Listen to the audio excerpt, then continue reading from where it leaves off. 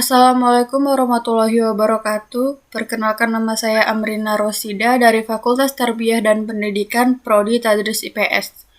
Di sini saya akan menjelaskan tentang perkembangan bisnis menurut model Michael Porter. Di sini dengan mata kuliah manajemen dan dosen pengampu Ibu Darni. Baiklah, di sini saya akan menjelaskan tentang Porter Five Forces Model. Yang pertama adalah rivalry among existing competitors, di mana kekuatan ini adalah penentu utama perusahaan harus bersaing secara agresif untuk mendapatkan pangsa pasar yang besar. Kemudian di sini ada trade of substitutes, di mana trade of substitutes ini adalah hambatan atau ancaman yang terjadi apabila pembeli ataupun konsumen mendapatkan produk pengganti yang lebih murah atau produk pengganti yang memiliki kualitas lebih baik dengan biaya pengalihan yang lebih rendah. Semakin sedikit produk pengganti yang tersedia di pasaran, akan semakin menguntungkan di perusahaan kita. Yang ketiga ada bargaining power of buyers, di mana kekuatan ini menilai daya tawar atau kekuatan penawar dari pembeli ataupun konsumen. Semakin tinggi daya tawar pembeli dalam menuntut harga yang lebih rendah ataupun kualitas produk yang lebih tinggi. Kemudian ada bargaining power of supplier. Daya tawar pemasok yang kuat kemungkinan pemasok untuk menjual bahan baku pada harga yang tinggi ataupun menjual bahan baku yang berkualitas rendah kepada pembelinya. Dan yang terakhir adalah threat of new entrants.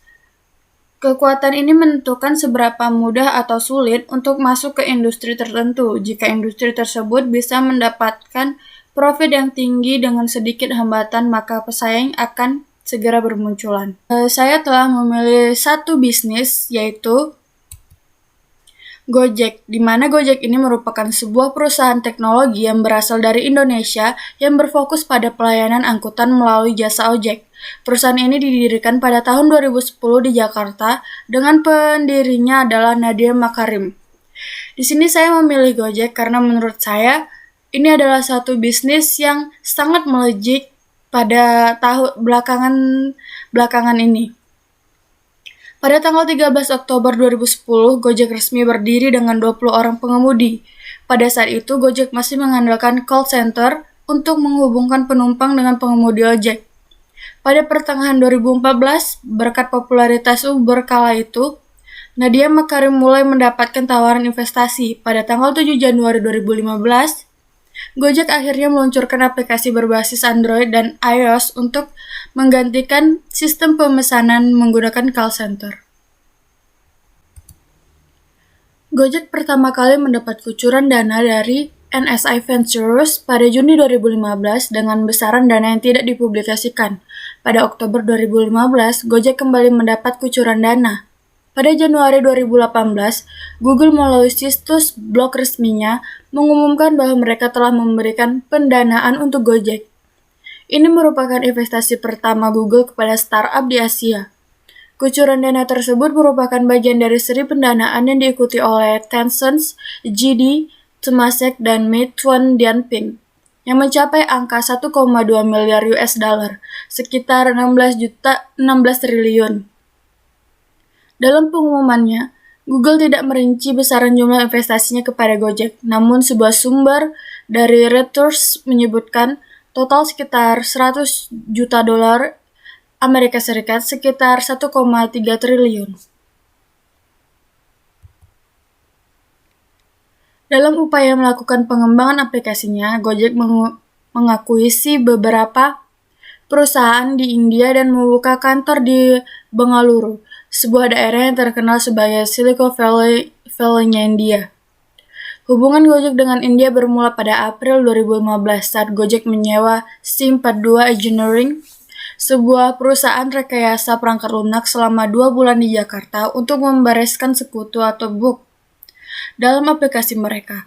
Hubungan ini tercipta berkat Sequoia Capital yang merupakan salah satu investor Gojek. Pada 15 Desember 2017, Gojek mengumumkan akuisisinya terhadap 3 perusahaan finansial teknologi yaitu Kartuku, Midtrans, dan Mapan untuk mendukung ekspansi GoPay di luar ekosistem Gojek.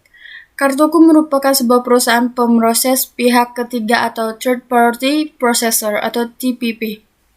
Dan penyediaan layanan pembayaran atau PSP, Kartuku telah mengoperasikan lebih dari 150.000 alat pembayaran di gerai luring atau offline dan telah bekerja sama dengan 9 bank acquirer ini. Akan difokuskan untuk mengembangkan penggunaan GoPay secara luring.